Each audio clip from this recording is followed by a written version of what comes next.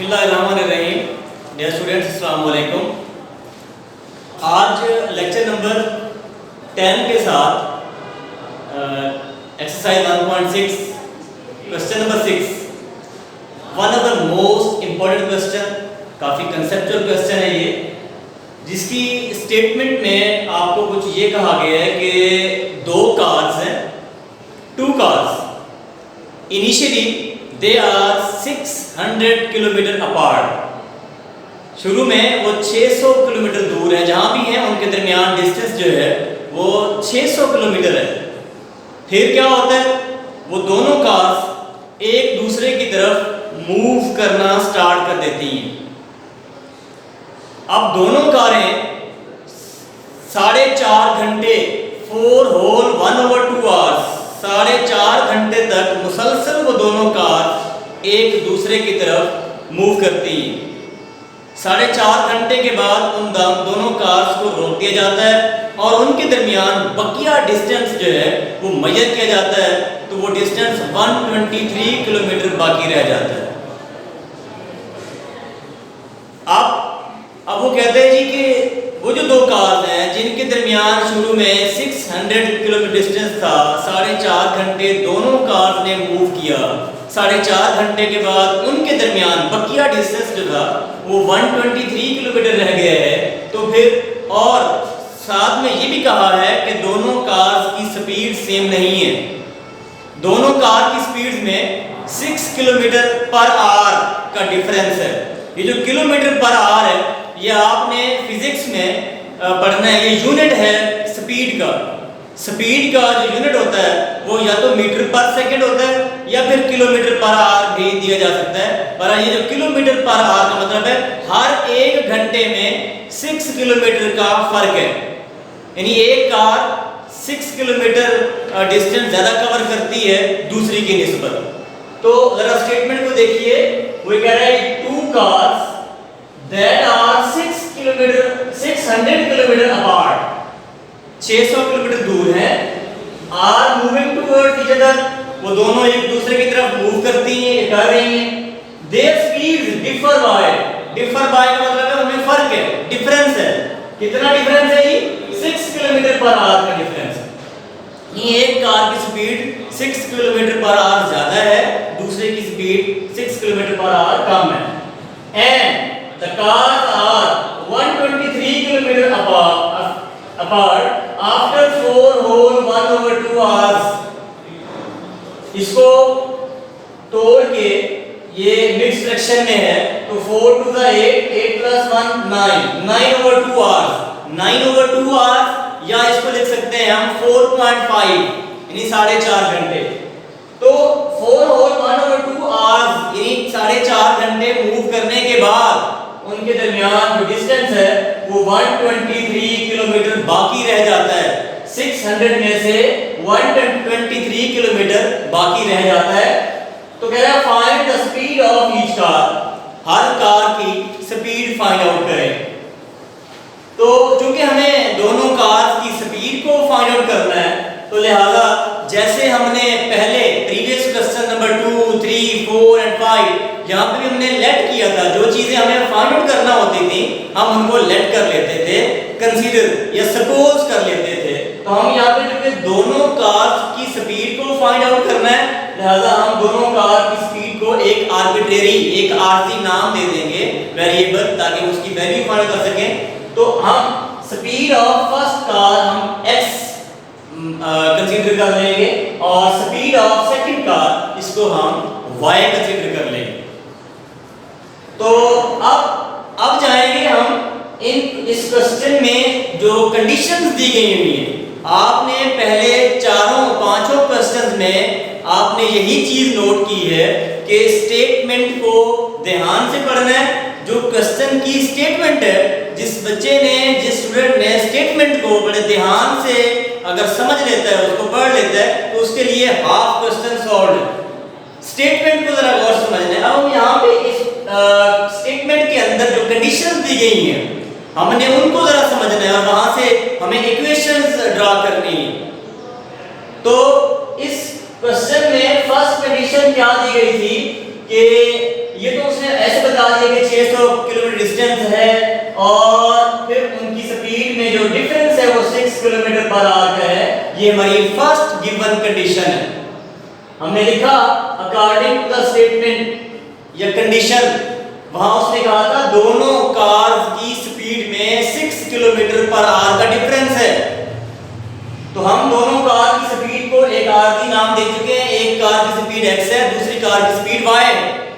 तो अब उस स्टेटमेंट के मुताबिक, उस कंडीशन के मुताबिक उसने कहा था दोनों कार की स्पीड में डिफरेंस 6 किलोमीटर पर आवर का है। तो हमने यहाँ पे डिफरेंस बना लिया, speed of first car minus speed of second car. इन दोनों कार्स की स्पीड में डिफरेंस फाइंड किया है, उसको इक्वल टू 6 लिख दिया है। ये हमारी फर्स्ट इक्वेशन हमारे पास आ गई। Their speeds differ by 6 kilometre per our. ये जो लाइन है इसने हमें फर्स्ट इक्वेशन दी है। डिफर बाय यानी डिफरेंस है, यानी माइनस करना है स्पीड्स को। पहली कार की स्पीड दूसरी कार की स्पीड को माइनस कर दिया, इज इक्वल टू 6 कर दिया। This is first equation. अब आपने प्रीवियस तमाम क्वेश्चन में ये देखा कि जब तक दो इक्वेशंस आपको हासिल नहीं होती आपका क्वेश्चन सॉल्व नहीं होता। जो कुछ आपने फाइंड करना होता है वो फाइंड तब तक नहीं हो सकता जब तक आपके पास दो इक्वेशन नहीं आ जाती। फर्स्ट इक्वेशन तो आपको मिल गई, सेकंड इक्वेशन के लिए थोड़ी सी इस क्वेश्चन में स्ट्रगल करना पड़ती है, थोड़ा सा कंसेप्ट यूज करना पड़ता है। वो ये कि हमें यूज तो इसी स्टेटमेंट में करना है, तो कैसे करेंगे? हम थोड़ा फिर से स्टेटमेंट की तरफ जाएंगे कि जी दो कार्स हैं, उनके दरमियान शुरू में 600 किलोमीटर डिस्टेंस था। फिर क्या हुआ, दोनों कार्स एक दूसरे की तरफ उन्होंने मूव किया। कितने टाइम तक दोनों कार्स ने मूव किया? 4 होल 1/2 आवर्स, यानी 4.5 घंटे। तो 4.5 घंटे मुसलसल एक दूसरे की तरफ मूव करने के बाद उनके दरमियान जो बकिया डिस्टेंस रह गया था वो 123 किलोमीटर बाकी रह गया। तो कितना कवर हुआ? जो डिस्टेंस कवर हुआ 600 में से वो फाइंड करने के लिए हम क्या करेंगे? टोटल डिस्टेंस जो था वो 600 किलोमीटर था। तो कवर डिस्टेंस कितना हुआ 4.5 घंटों में दोनों कार्स का? उसके लिए आपने 600 में से जो रिमेनिंग था 123 को माइनस कर देना है। तो 477 किलोमीटर जो है ये कवर डिस्टेंस है बाय बोथ कार्स, ये दोनों कार्स का। तो अब हमें जो असल चीज समझनी है इस क्वेश्चन में से वो ये है कि इस कवर डिस्टेंस में से यानी 477 किलोमीटर जो कवर डिस्टेंस है दोनों कार्स का, इसमें से फर्स्ट कार का डिस्टेंस कितना होगा और सेकंड कार का डिस्टेंस कवर्ड कितना होगा। तो क्या हम ये नोट कर सकते हैं कि दोनों कार्स का जो डिस्टेंस है वो सेम होगा? नहीं, हम ये सपोज नहीं कर सकते। उसकी वजह ये है कि दोनों कार की स्पीड सेम नहीं है। अगर दोनों कार की स्पीड सेम होती और वो सेम टाइम तक एक दूसरे की तरफ मूव करती तो फिर इन दोनों कार का कवर डिस्टेंस जो है वो हाफ होता। अभी जो कि उनकी स्पीड में 6 किलोमीटर पर आवर का डिफरेंस है, लिहाजा उनका कवर डिस्टेंस भी सेम नहीं होगा। लेकिन हमें ये बात लाजमी फाइंड आउट करनी है कि फर्स्ट कार का कितना डिस्टेंस होगा 4.5 आवर्स में और सेकंड कार का कवर डिस्टेंस कितना होगा 4.5 आवर्स। भले वो वैल्यू आरजी होगी, टेम्परेरी होगी, लेकिन हमें ये बात फाइंड आउट करनी है कि फर्स्ट कार का कवर डिस्टेंस और सेकंड कार का कवर डिस्टेंस। तो फिर हम उसके लिए मूव करते हैं, कुछ फिजिक्स के असूल को यूज करेंगे कि देखें हमें पहली कार की स्पीड का पता है कि वो x है। Speed of first car is x and the time, जितने टाइम तक उस कार ने मूव किया उसका पता है हमें 4.5 आवर्स। तो हमें टाइम का पता है, स्पीड का पता है। तो इसके जरिए हम उस गाड़ी का, उस कार का डिस्टेंस फाइंड आउट कर सकते हैं, क्योंकि फिजिक्स का फार्मूला है v is equal to s/t। Speed is equal to होता है डिस्टेंस ओवर टाइम। तो हमें इस गाड़ी पहली कार की स्पीड v यानी x है, टाइम t हमें पता है 4.5 आवर्स है, तो फिर डिस्टेंस फाइंड आउट करना चाहते हैं पहली कार का, तो डिस्टेंस कैसे फाइंड आउट होगा, टाइम को स्पीड से मल्टीप्लाई कर देंगे। तो रूल ये बना कि हमें चूंकि दोनों कार्स का डिस्टेंस फाइंड आउट करना है 4.5 आवर्स में, तो वो कैसे आएगा, वो डिस्टेंस फाइंड आउट करने के लिए उस कार की स्पीड को टाइम से मल्टीप्लाई कर देंगे तो डिस्टेंस आ जाएगा। सो मैंने लिखा total distance 600 kilometre, cover distance 600 minus 123 is equal to 477 kilometre. अब हम जाएंगे इसमें से पहली कार का कवर डिस्टेंस कितना है, तो लिखे हमने distance covered by first car, distance covered by first car in 4 whole 1/2 hours, यानी 4.5 घंटे में पहली कार ने कितना डिस्टेंस कवर किया होगा, उस डिस्टेंस को हम S1 का नाम देंगे और ये डिस्टेंस इस फार्मूले से मिलेगा स्पीड मल्टीप्लाई बाय टाइम। अब क्योंकि हम पहली कार का डिस्टेंस जो है वो मेजर करना चाह रहे हैं, उसका डिस्टेंस S1 है, तो उसकी स्पीड भी हम फार्मूले में V1 कह देंगे multiply by time. S1 as it is, हमारे पास पहली कार की स्पीड लेट किया हुआ है उसको x के इक्वल x है, और मल्टीप्लाई बाय टाइम, टाइम जो है वो 4 होल 1/2, यानी इसका अगर मिक्स फ्रैक्शंस को खत्म करें तो 4 टू द 8 प्लस 1 9/2 आ जाएगा। तो फिर 9/2 को 4.5 लिखा जा सकता है, 9/2 4.5 और ये x as it is. So this is the cover distance of first car in 4.5 hours. अब ये डिस्टेंस की परमानेंट वैल्यू नहीं है, आरजी वैल्यू है इस x की वजह से, लेकिन बहरहाल जैसे तैसे हमें पहली कार का अलग से डिस्टेंस मुहैया हो चुका। अब हम जाएंगे सेकंड कार के कवर डिस्टेंस की तरफ। Distance covered by second car, उसने भी 4.5 घंटे मूव की है इन 4 होल 1/2 आवर्स। उस डिस्टेंस को जो कि सेकंड कार है उसके डिस्टेंस को S2 का नाम देंगे, फार्मूला वही स्पीड मल्टीप्लाई बाय टाइम, लेकिन अब हम स्पीड यानी इसको V2 का नाम दे देंगे, this second car, speed of second car multiply by time. अब S2 as it is speed of second car, इसको हमने y का नाम दिया है, y लिख देंगे, और टाइम हमारे पास 9/2 को हम 4.5 लिख सकते हैं, तो हेंस सेकंड कार का डिस्टेंस यानी S2 it is 4.5y। First car का डिस्टेंस S1 4.5x आया, सेकंड कार का डिस्टेंस 4.5y आया। अब हमें ये पता है कि दोनों कार का इकट्ठा जो कवर डिस्टेंस था वो 477 किलोमीटर था। This is the sum of cover distance of first car and the distance of the second car, क्योंकि दोनों कार्स ने मुसलसल 4.5 घंटे मूव किया था, तो उनका 477 किलोमीटर जो है वो कवर हुआ था। अब हमारे पास अलग से पहली कार का डिस्टेंस 4.5x आया है और दूसरी कार का डिस्टेंस 4.5 आया है।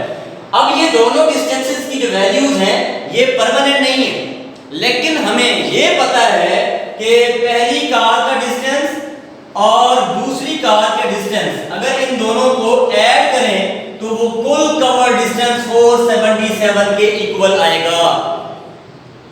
सो हम इसीलिए अलग अलग दोनों कार का डिस्टेंस मेजर करना चाह रहे थे, ताकि बाद में इन दोनों का सम हम 477 के इक्वल रख सकें और इससे हमारे पास एक और दूसरी इक्वेशन हमें हासिल हो सके। फर्स्ट इक्वेशन हमें हासिल हो चुकी थी, सेकंड इक्वेशन के लिए हमने ये थोड़ी सी तगोदाव की है, थोड़ा फिजिक्स का फार्मूला इस्तेमाल किया है, थोड़ा सा कंसेप्ट यूज किया है, और इस तरह से फिर हम सेकंड इक्वेशन बनाने में कामयाब हो गए। हमने कहा total cover distance of both car is S and which is equal to S1 plus S2, क्योंकि दोनों कार के डिस्टेंस को ऐड करेंगे तो वो टोटल कवर डिस्टेंस 477 आएगा। तो हम टोटल डिस्टेंस जो है कवर जो है उसको हमने 477 का नाम दे देना है, और इज इक्वल टू S1 की value 4.5x plus S2 it is 4.5y। तो ये हमारे पास एक दूसरी इक्वेशन हमें हासिल हो गई है कि 477 is equal to 4.5x plus 4.5y। अब इसको हमने नेक्स्ट पेज पे लिखा है 4.5x plus 4.5y is equal to 477। तो इस इक्वेशन में से 4.5 को कॉमन लिया जा सकता है। 4.5 हमने कॉमन ले लिया, बाकी रह गया x प्लस y। 4.5 दोनों में से कॉमन आ गया है, बाकी x प्लस y रह गया is equal to 477 as it is. अब 4.5 जो कि इस पूरी ब्रैकेट के अंदर वाली वैल्यू के साथ मल्टीप्लाई हो रहा है, उसको राइट साइड पे ले जाएंगे तो डिवाइड हो जाएगा जाके।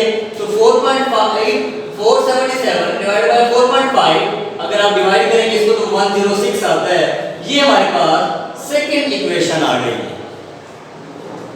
थोड़ा सा वर्क किया है, थोड़ा सा कंसेप्ट यूज किया है, उसकी स्टेटमेंट को अंडरस्टैंड किया है और तब जाके हमारे पास दूसरी इक्वेशन आई है।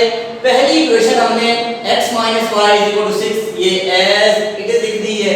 अब दोनों इक्वेशन जो है वो कंबाइन हो चुकी हैं। अब इन दोनों अलजेब्राइक इक्वेशंस को हम, जो कि जाहिर बात है हमें पहली कार की स्पीड x को फाइंड आउट करना है, दूसरी कार की स्पीड y को हमें फाइंड आउट करना है, यानी x और y की वैल्यूज चाहिए दोनों इक्वेशन में से।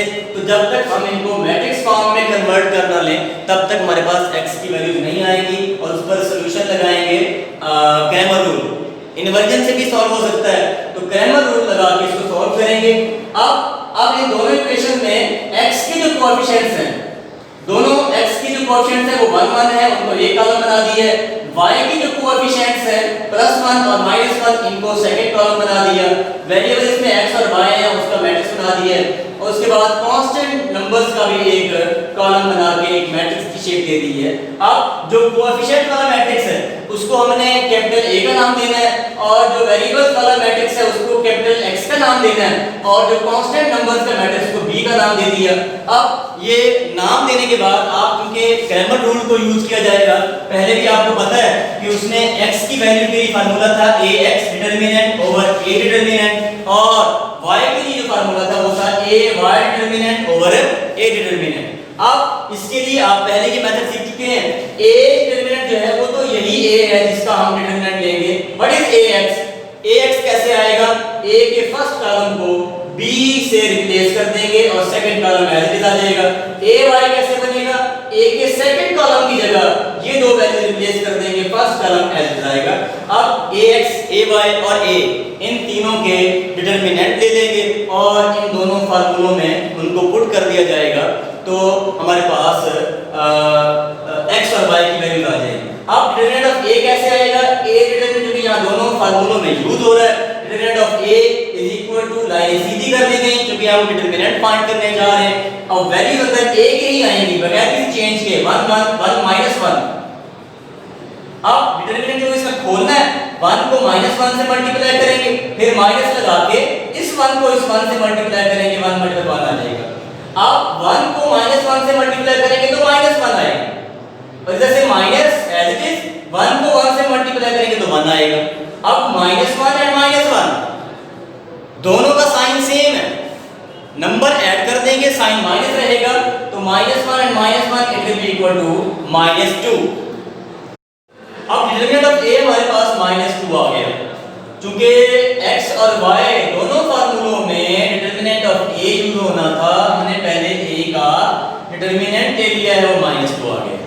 अब उसके बाद हमें ax का भी डिटरमिनेंट चाहिए और ay का भी हमें डिटरमिनेंट चाहिए। अब हम ax का डायरेक्ट डिटरमिनेंट फाइंड कर लेंगे, ax को बना भी लेंगे और साथ में उसका डायरेक्ट डिटरमिनेंट भी ले लेंगे। तो determinant of ax is equal to, अब पहले ax बनाएंगे। आपको पहले अच्छी तरह पता है कि ax कैसे बनता है, a में क्या चेंज लाते हैं कि वो ax बन जाए। a के फर्स्ट कॉलम को उड़ा देंगे, इसकी जगह b मैट्रिक्स की वैल्यूज को रिप्लेस कर देना है, यानी इस 1 और 1 की जगह पे आपने 106 और 6 लिखना है। ये 1 और -1 ऐसे आएंगे तो ये ax इज इक्वल टू 106 1 -1। अब क्योंकि हम डायरेक्ट इसका डिटरमिनेंट भी लेना चाह रहे हैं तो लाइनें भी इसकी सीधी करनी है। अब डिटरमिनेंट खोल देंगे, 106 को -1 से मल्टीप्लाई करेंगे, g किया हुआ है 106 मल्टीप्लाई बाय -1, फिर माइनस लगाएंगे क्योंकि डिटरमिनेंट ले रहे हैं और 6 को 1 से मल्टीप्लाई करेंगे, 6 1 6 and 106 multiplied by -1 it is -106. अब जहां पर दोनों नंबर्स का साइन माइनस है, सेम साइन है, नंबर ऐड हो जाएंगे, साइन माइनस रहेगा, आंसर के साथ माइनस का साइन आएगा और 106 plus 6 it is 112 यानी 112. This is the value of determinant of ax. Now हमें ay के डिटरमिनेंट की वैल्यू चाहिए. ay डिटरमिनेंट लाइन है सीधी, अंदर वैल्यूज ay की आनी है. ay कैसे बनेगा? a के सेकंड कॉलम को b की दोनों एंट्री से रिप्लेस कर देंगे, फर्स्ट वैल्यू 1 1 एज इट आएंगी. तो देखें जी ay डिटरमिनेंट इक्वल लगा के लाइन सीधी कर ली है. अब a का first column 1 1 as it is, but b के सेकंड कॉलम, a के सेकंड कॉलम की जगह पे b की दोनों एंट्रीज 106 एंड 6 लिख देंगे. अब क्योंकि हमें डायरेक्ट डिटरमिनेंट लेना है, अब खोल देंगे, 1 को 6 से मल्टीप्लाई करेंगे, ब्रैकेट्स छोटी लगा देंगे. अब लाइनें सीधी लगाने की हरगिज़ जरूरत नहीं है. आप डिटरमिनेंट खोल रहे हैं, फिर माइनस लगा देंगे और फिर 1 को 106 से मल्टीप्लाई करेंगे, तो 6 1 दा 6 माइनस 106 1 दा 106. अब यहाँ पे 6 का साइन प्लस है, जबकि 106 का जो साइन है वो माइनस है. अब यहाँ अपोजिट साइन है, हम नंबर्स को ऐड नहीं करेंगे, सब्ट्रैक्ट करेंगे. तो 106 में से 6 को निकाल देंगे तो उसके बाद बाकी 100 रह जाएगा, जो कि 100 इसका होगा 106 का, तो इसका साइन माइनस है तो साइन 100 का माइनस आएगा. This is the value of ay determinant it is equal to -100. अब इन ग्रामर रूल के दोनों फार्मूलों में इस्तेमाल होने वाली तमाम वैल्यूज आपके पास आ चुकी हैं. अब आपने इस इक्वेशन को x के फार्मूले को इक्वेशन 3 का नाम दिया था, y के फार्मूले को इक्वेशन 4 का नाम दिया था. ये तमाम वैल्यू आ चुकी हैं, तो आपने लिखा by using equation 3 and 4. तो equation 3 which is equal to x is equal to ax determinant और a डिटरमिनेंट.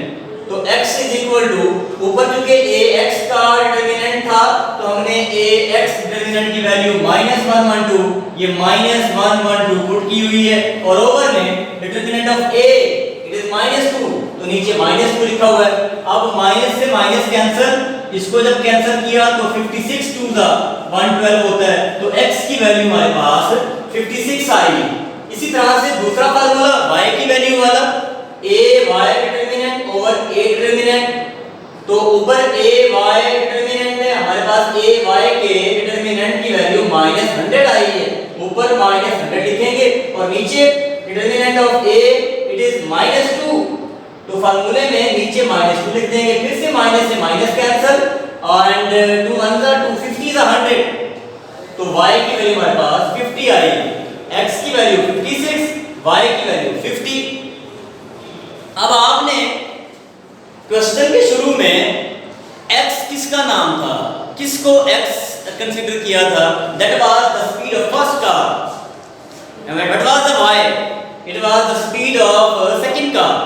अब आपके पास x और y की वैल्यूज आ चुकी हैं, तो आपने ये काम एंड में लाजमी करना है कि hence speed of first car, क्योंकि हमें फर्स्ट कार की स्पीड फाइंड करना थी और सेकंड कार की स्पीड को फाइंड करना था. तो हम लिखेंगे यहाँ पे बकायदा लिखेंगे आप एंड में, यहाँ तक इसको नहीं छोड़ देना, आपके मार्क्स कट सकते हैं. तो आप लिखेंगे स्पीड ऑफ फर्स्ट कार, जिसको हमने x का नाम दिया था, और वो x की वैल्यू अब 56 आ गई है. इसी तरह से स्पीड ऑफ सेकंड कार, इसको आपने y का नाम दिया था और y की वैल्यू 50 आई है. अब आपने कहा कि ये जो 56 है ये पहली कार की स्पीड है और 50 ये दूसरी कार की स्पीड है. तो आपको स्टेटमेंट में जो स्पीड का यूनिट दिया हुआ था वो किलोमीटर पर आवर था. अब आपने यहाँ पर इन दोनों स्पीड्स के साथ इनके यूनिट्स लाजमी लिखने हैं. इस यूनिट्स ना लिखने से भी आपके मार्क्स कट सकते हैं. तो यूनिट क्या था? That was kilometre per our, के किलोमीटर पर आवर. इसको यूं में लिखा जा सकता है km/h, किलोमीटर पर आवर. तो आपने इन दोनों स्पीड्स के साथ इनका यूनिट भी लिखना है. अब दोनों कार्स की स्पीड फाइंड हो गई है. अब हमने देखना है कि क्या हमारा आंसर, ये दोनों स्पीड सही है या गलत है? तो उसने कहा था दोनों कार्स की स्पीड में 6 किलोमीटर पर आवर का डिफरेंस है। Then you can see there is the difference between these two speeds which is equal to 6 kilometre per our.